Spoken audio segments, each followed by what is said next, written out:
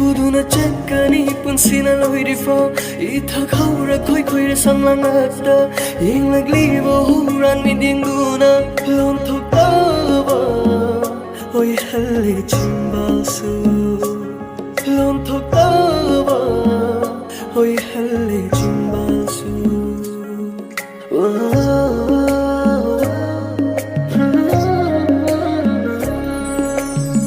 Sinagani cheksina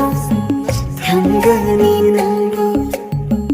Uhangani khanghangani Tahangani khudengani